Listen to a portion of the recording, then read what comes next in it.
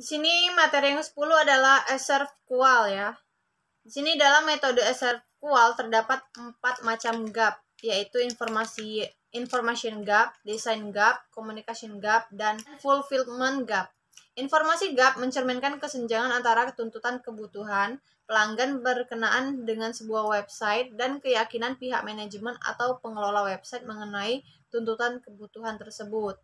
Terus di sini ada design gap, itu bisa terjadi apabila perusahaan gagal memanfaatkan secara optimal semua pengetahuan menyangkut fitur-fitur yang diharapkan pelanggan ke dalam struktur yang fungsi websitenya perusahaan bersangkutan. Yang ketiga itu communication gap, yaitu mencerminkan kurangnya pemahaman akurat para staf pemasaran terhadap fitur-fitur, kapabilitas, dan keterbatasan websitenya. Terus yang terakhir adalah ada fulfillment gap, mencerminkan kesenjangan keseluruhan antara tuntutan kebutuhan dan pengalaman pelanggan. Kita lanjut, ada beberapa proses tahap menggunakan focus group exploratoris.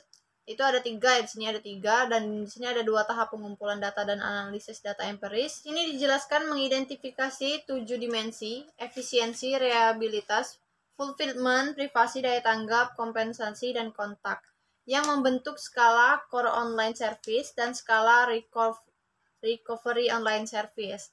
4 dimensi utama, efisiensi, reliabilitas, fulfillment, dan privasi, merupakan skala inti SRQual yang digunakan untuk mengukur persepsi pelanggan terhadap kualitas jasa yang disampaikan pengecer online. Dimensi-dimensi ini meliputi pula kriteria yang digunakan pelanggan untuk mengevaluasi layanan online rutin manakala mereka tidak mengalami masalah sehubung dengan penggunaan situs tertentu. Terus, sementara itu, 3 dimensi lainnya, daya tanggap, kompensasi, dan kontak, merupakan skala recover SRQual. Maksudnya di sini dimensi-dimensi ini hanya berperan penting dalam situasi pelanggan online mengalami masalah atau memiliki sejumlah pertanyaan yang ingin dicarikan solusinya. Jadi secara ringkas ya, ketujuh dimensi SRQual itu meliputi efisiensi, reliabilitas, fulfillment, privasi, daya tanggap, kompensasi, dan kontak. Nah, efisiensi ini yaitu kemampuan pelanggan untuk mengakses website, mencari produk yang diinginkan dan informasi yang berkaitan dengan produk tersebut, dan meninggalkan situs bersangkutan dengan upaya minimal. Terus ada reliabilitas, itu berkenaan dengan fungsi fungsionalitas teknis situs bersangkutan. Terus ada khususnya sejauh mana situs tersebut tersedia dan berfungsi sebagaimana mestinya. Terus ada fulfillment, mencakup akurasi janji layanan, ketersediaan stok produk, dan pengiriman produk sesuai dengan waktu yang dijanjikan. Terus ada privasi, berupa jaminan bahwa data perilaku berbelanja tidak akan diberikan kepada pihak lain manapun dan bahwa informasi kartu kredit pelanggan terjamin keamanannya. Terus ada daya tanggap, merupakan kemampuan pengecer online untuk memberikan informasi yang tepat kepada pelanggan sewaktu timbul masalah. Dan sampai ke bawah ya. Nah, terus di sini ada model SRQual didasarkan pada asumsi bahwa konsumen membandingkan kinerja layanan pada atribut relevan dengan standar ideal. Untuk masing-masing atribut layanan, bila kinerja sesuai dengan atau melebihi standar, maka persepsi terhadap kualitas layanan keseluruhan akan positif. Dan sebaliknya, dengan kata lain, model ini menganalisis gap antara kedua variabel pokok, yakni layanan yang diharapkan dan persepsi pelanggan terhadap layanan yang diterima.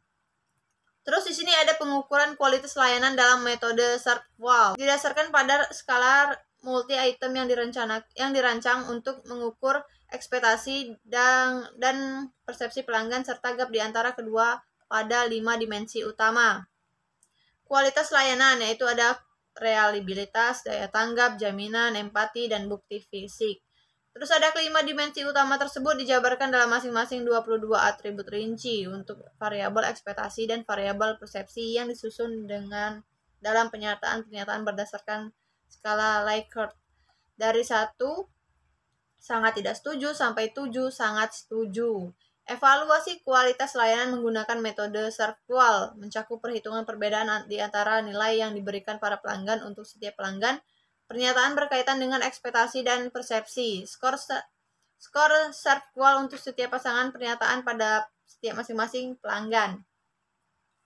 Nah, terus di sini ada keterbatasan model SERP-QuAL, yaitu kenyataan bahwa sampai saat ini model SERP-QuAL dipersepsikan sebagai model terbaik dan terpopuler, tidak bisa dipungkir ya.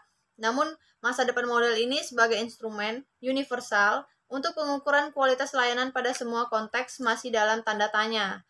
Sejauh ini, model SERP-QuAL tampaknya cocok untuk jasa-jasa berbiaya tinggi dan beresiko tinggi. Namun, aplikasinya untuk tipe jasa biaya rendah dan beresiko rendah masih dipertanyakan. Hal ini juga untuk memotivasi sejumlah peneliti untuk mengembangkan model-model alternatif yang diharapkan bisa lebih sesuai dengan konteks-konteks spesifik.